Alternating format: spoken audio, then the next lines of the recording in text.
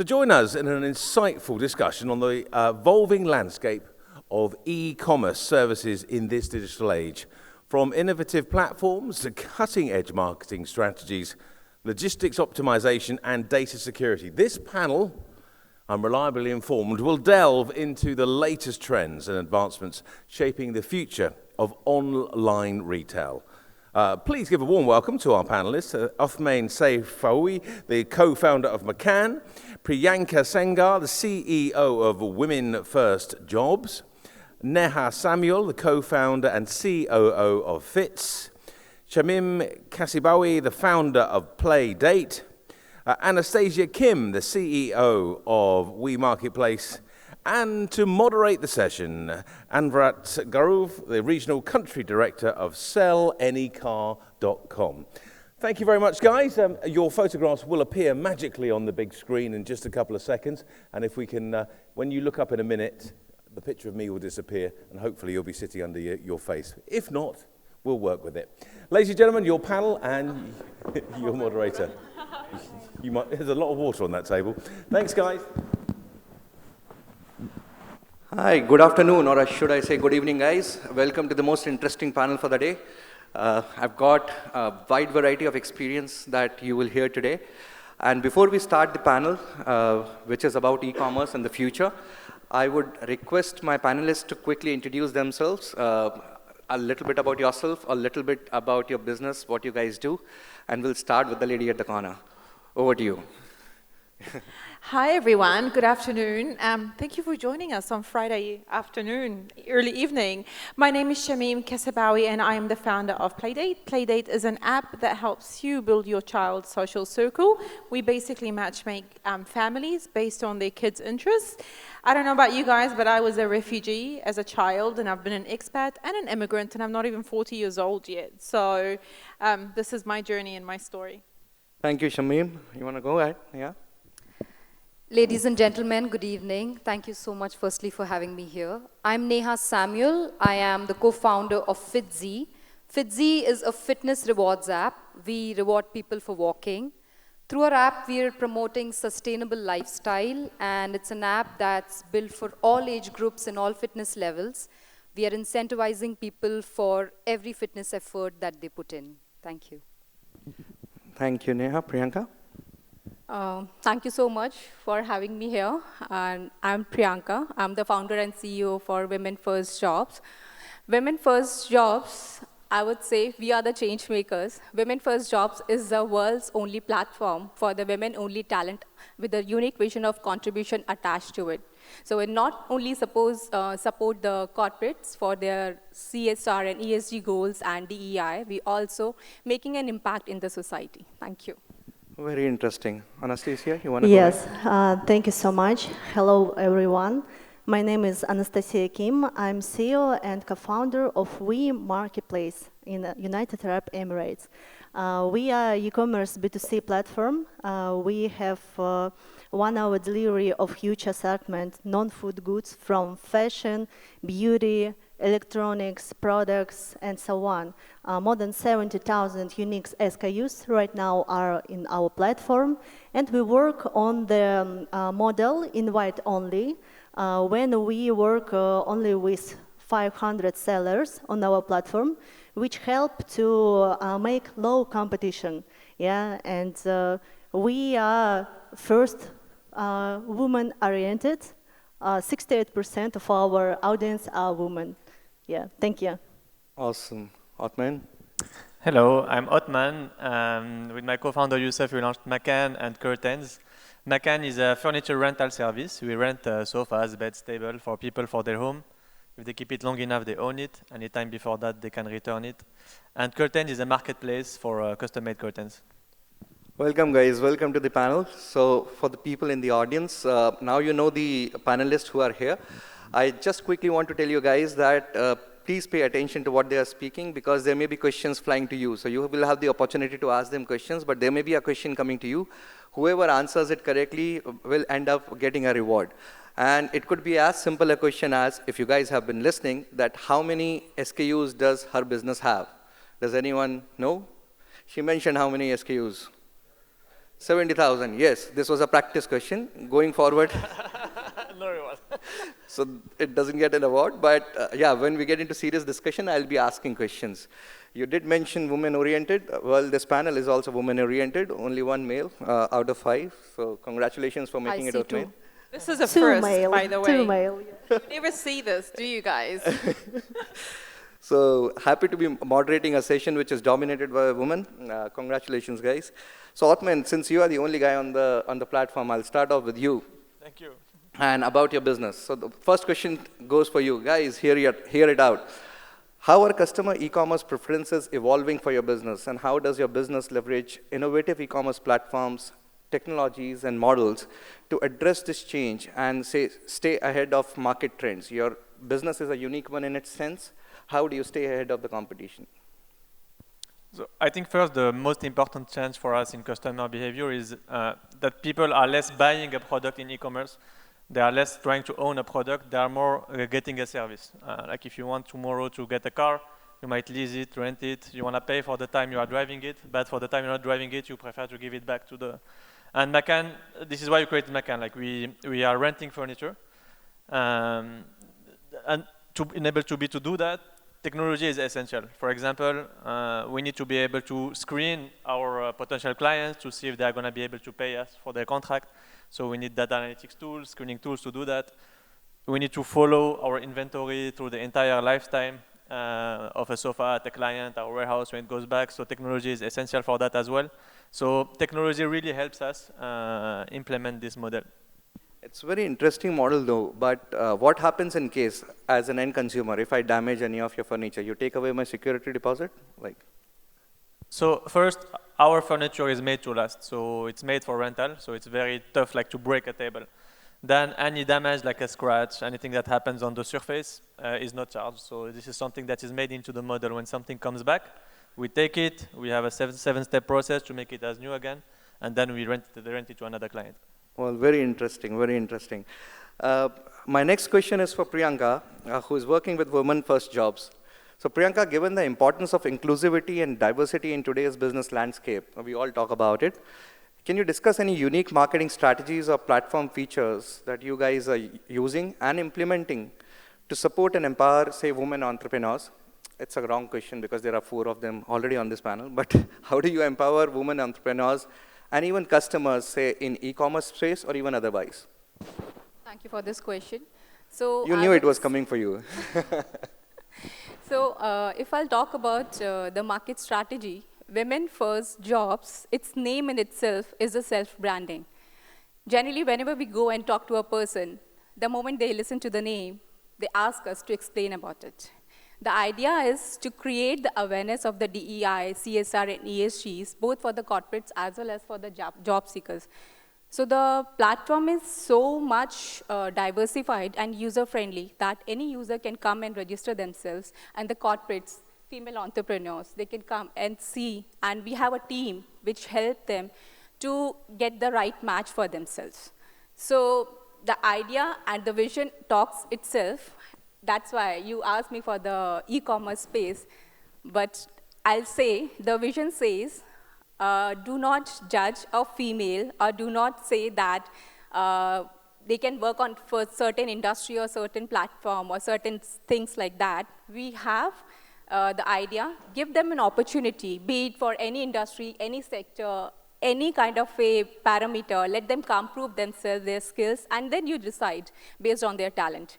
So not only for the e-commerce, we have a data pool for all the industries, all the sectors across the world. Fantastic, actually, very good.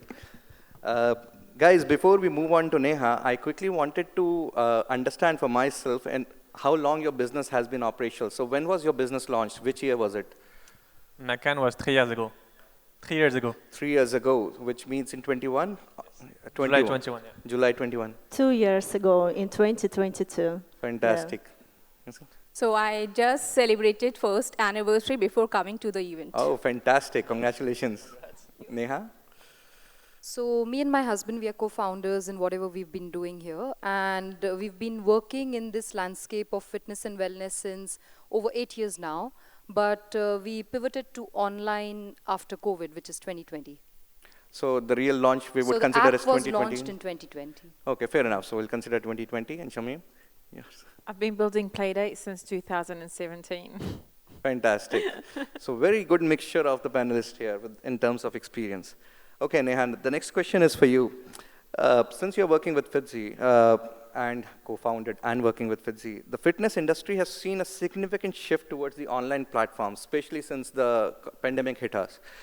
How has Fitzy optimized its operations to meet the rapid demand in e-commerce? And what are the challenges that you have faced in online implementation and more importantly, customer satisfaction? I think technology I would talk about. Technology has not just empowered but changed the landscape of every industry, and fitness is no different. Let me talk about what we've been doing. So it's 2015 when we started with corporates. We were one of the fitness and wellness service providers for all the corporates, serving over 200 corporates. This is until COVID. Doing everything like sending a fleet of trainers to the corporate offices for fitness sessions, and then hosting, say, a fun run in the morning for the employees on a Sunday morning, or doing a corporate tournament. And then COVID hit, and there was this thing about social distancing, and the event shut down, and that's where then, as a company, we decided we have to keep going. We have a goal of serving our clients for their fitness and wellness needs, and we got to do that. And that's when we decided, to pivot. Like all the other companies, we evolved and we started everything online. Let's cut the long story short. So today, all our corporates are 80% of our revenue, 80% of our corporates are now using all our online services. We do online fitness sessions for the companies. So now what happens is we're not just limited to UAE, serving UAE corporates, but we just finished a Z Entertainment is one of our clients, and we just finished their global, event for all the corporates where all the employees from, say, Africa, India, Singapore came on board. And then in 2020 is when we launched our app, which is FitZ. It's a fitness rewards app. We host corporate challenges there. Now, technology has helped us in a way where earlier we just served corporates. And now we not just have 300 corporates on our app, we've hosted those many corporates, but also there are 200,000 users that have embraced our app and, walking to win rewards and things like that. So I think that's how technology has helped us, and that's how we are leveraging technology in the fitness industry. Thanks, Neha, but I want to have a further question on that subject. So you say there are more than 200 corporates that are working with you right now? Yeah. These corporates are large corporates, or you see all type of setups in there where the startups are also involved? Just want to understand where the focus is, because we hear a lot about the mental health of employees, we hear a lot about sustainability, we hear a lot about physical health, we are concerned about employees. Which corporates are partnering with you? What is the majority business coming from? Yeah. The large ones, the medium ones, or the startups? See, we're talking about Dubai, especially here. The government is pushing fitness. There is 1 month that we celebrate fitness, right? That's where the demand is generated. That's where the awareness is created. And I think the lifestyle that we live here, every corporate needs something. And for players like us, what's important is we come up with products that's for a startup with 10 employees, or it's an organization like, we work with so many banks, we work with so many e-commerce companies. So I think there's a solution for everybody. When I talk about one fitness session, an online one might not even cost 2,000 dirhams, right? And that's where you can engage all your employees. So why not? Fantastic. Thank you, Neha. Shamim, over to you now. The question that I have for you is that in terms of user feedback, it is crucial for any platform success. Can you talk about how Playdate incorporates user feedback into its development process, and how has this feedback influenced any recent changes or additions you have had to make on your platform? God, I have a lot to say about that. So when I launched Playdate, not only was I not a mother, I was actually single. So I had no idea about parenting or what it's like to run a family or anything like this. I just knew that we are the generation of creating relationships online, and this is the future. Bumble, Happen, Tinder, they were all blowing up at the time. And all these people were about to get married and have kids. So I wanted to get in there nice and early. So when I launched it, everyone said to me, Shamim, no way, nobody's going to put their kids on a platform. guess what? Their kids are on a platform with all their information and pictures and everything. We are the generation of TikTok. We want to shoot what we eat. We want to share our lives with everyone else. So when I initially launched it, it was meant to be a child-to-child kind of app ran by the parents, right? So it really focused on the kids and the information about the child. Do they have autism? Are they bullied at school? Are they the bully at school? Can they not speak a certain language and they want to learn it? There were so many things that were flagged to me as I was learning and getting more profiles coming in that I realized, hey, wait a minute, this is not a child to child. The parents are going to the play dates as well, right? So we switched up the whole interface and built it to be a family to family. We changed our key messaging. We changed the whole structure of the app as you go in. So that was just the beginning. And then we found out that, hey, wait a minute, parents want, a lot of the profiles that we're getting were separated parents who are starting a whole new social circle, parents that have a child that has a learning difficulty, or after COVID, they've decided to teach their kids at home, so homeschooling. So we started learning more and more, and we started adapting our product and adopting more features for our users. So user feedback is super important. This has increased our downloads. Our vision is super global. We're a Dubai-founded startup with most of our downloads are coming organically from the US. So that's where our feedback is coming from mostly as well. Very interesting. Thank you for the feedback. Now over to Anastasia. The next question for you is that what innovative strategies has your marketplace implemented to start out in the competitive e-commerce landscape that we see in this market? Can you share some success story? And we all know that it's a competitive marketplace to be in. How are you surviving? How are you growing? Thank you for a very popular question, because when we came to this market, you know, that everybody said, guys, where did you go? You know, here, Amazon, Noon, and different players on the market. What is your uniqueness? And we found our uniqueness, I think, more than 1 year. And our customers showed it to us. Yeah, I said when I made introduction that 70% of our customers are beautiful women. And this was a very strong, unique business model when they are mastodons, like different players in Amazon, Noon. We don't have competition with them. There are different niche segments, like, for example, Sephora or Watsons in Beauty Plus segment. But we take the middle when we have more than 70,000 SKUs in Beauty Plus, fashion, flowers, grocery, kids segments, and we have this large assortment within very emotional, fast delivery within 1 hour, same day. Yeah, and this is the unique model what help us to grow, but with help of whom? This is about our partnership. Right now, we have the supply chain for performing more than 100,000 orders per day, and we have chain more than 30,000 riders of our partners' chain and our own too, with help of different mastodons like Talabat, Karim, Yango, Tahmil, and so on. Yeah, and this is two main strategies. First, to find your uniqueness. Yeah, we found our business model. This is very fast delivery and predictable delivery when it will be convenient not for our platform and when it will be convenient for customers, dear customers, when they want it. Yeah, for make a gift, for buy evening dress, and so on. The second is the partnership not only with third parties like couriers, like huge distributors. Right now we work with different players on the market like Grand Store, DNP, they're hugest in their segments. But we work with designers who make the passion of goods what they're selling, yeah? And designers attract their unique customers because everything what they do are very passionable.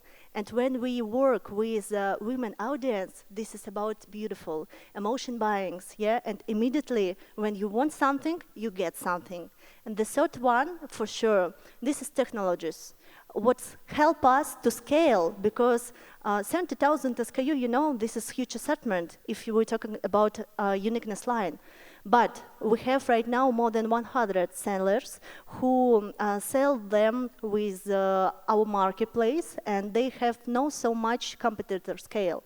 The second, it's integration of couriers. This is technology what help us to scale not only in UAE market, because in the second part of this year we're going to Saudi Arabia. This is huge market, but it is difficult, yeah. And technology should help us to scale in Philippines, in Oman, in Bahrain, and so on. This is the three main things what take us for the uniqueness business model.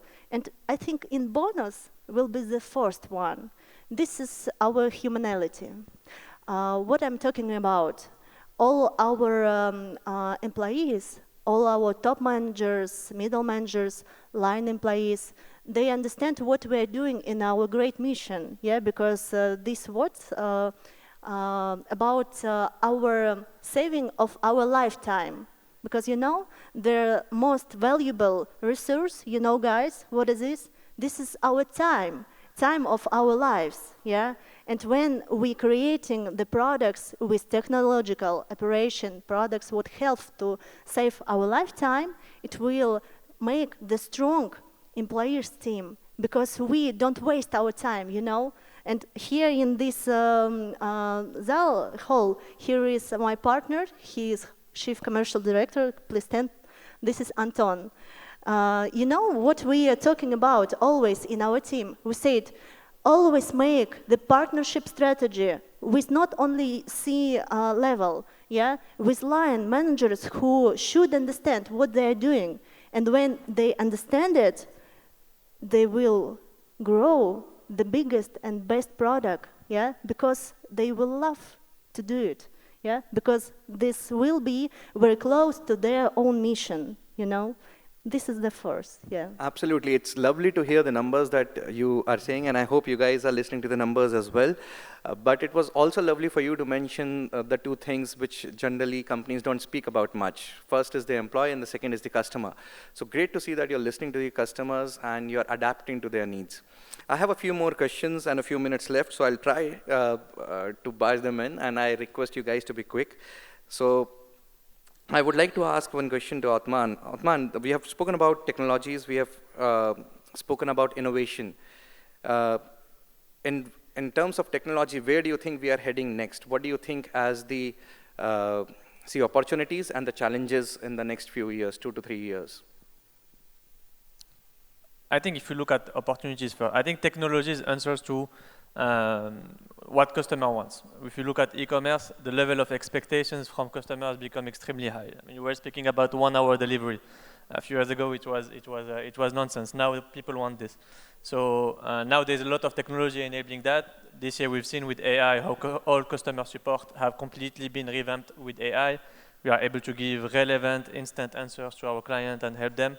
This is helping a lot. Now something that is maybe complicating our life as in e-commerce is it's data privacy. It's people now are more and more aware and protecting their data, which makes sense. Now we see in e-commerce that it becomes much more difficult to target people, and this is something that might become even more complicated in the next few years. Fantastic. Which leads me to my next question. Priyanka, if you would like to take it up, anyone is free to answer, but navigating data privacy and security, right? With increasing concerns around data privacy and security, as Othman also mentioned, what strategies are important to protect your customer data? And I'm sure corporates are also concerned about it. How do you deal with it while also personalizing the products for these corporates, for these customers? This is specifically for me? Anyone is open to answer. It's an open question. Anyone can pick it up. Okay. Yeah. So in our case, which is actually a platform for where both the B2B and B2C is completely involved, and when we talk about the CVs and datas and resumes, it is something the details which people generally hesitate to give apart from a hiring manager.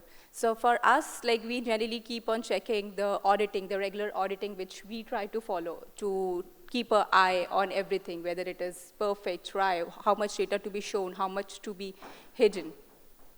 But these data are stored on server, you're going to cloud, it's on local servers, because that is something that everyone has been talking about the cloud servers. Data security is one of the most important things right now that has been spoken about.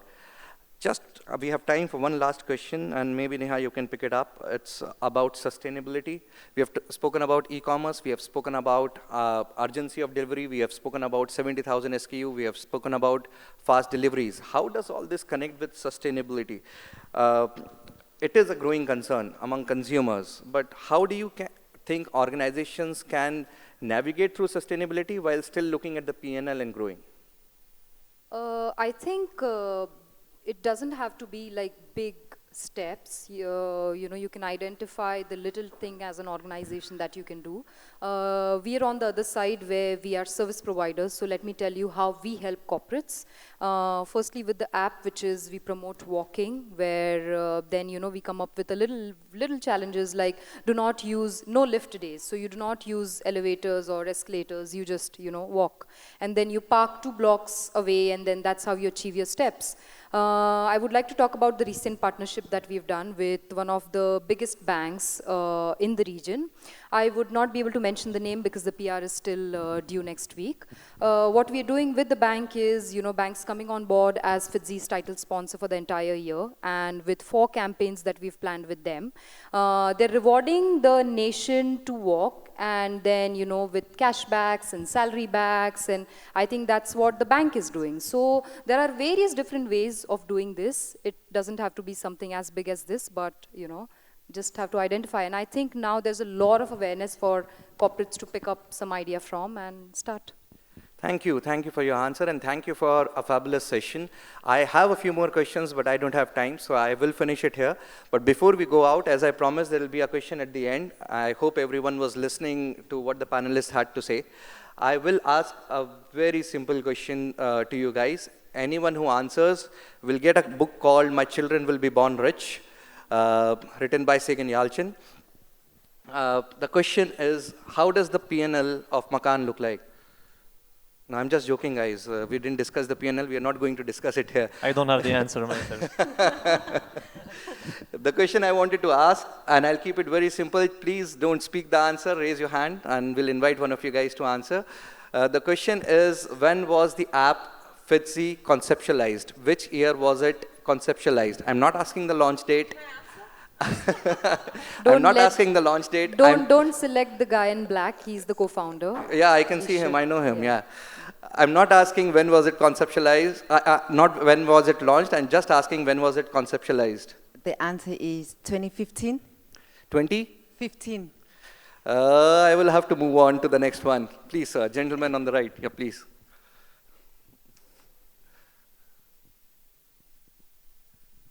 Good evening, everyone. It's 2020. That's when the app was launched. The lady in the front. Thank you so much. One last attempt. 2017. Not 2017. Come on. Yeah, I remember that. 2017. Last chance to the gentleman at the back. I'm sorry. Just the last chance. 2016. Thank you very much. That would be it. 8 years back. 2024 to 8 years back. Please tell us the right answer. I think I should accept that I'm confused myself now. So we caught on the business for fitness and wellness services in 2015. 2020 is when COVID hit, and that's when we launched our app, FITZI. So she was right. 2015, was she? She was right. 2020 was right. Fantastic. So it's been Please many years welcome. investing. We have a winner. Sorry, guys. We have a winner. 2015. Thank you. And I know you are traveling from South Africa, so it's good to have a win here. Please.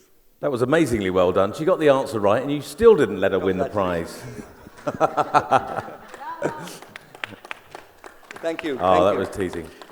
Thank you, guys. I am honored to host you guys as a moderator here. It was a fabulous session. Over to you, mate.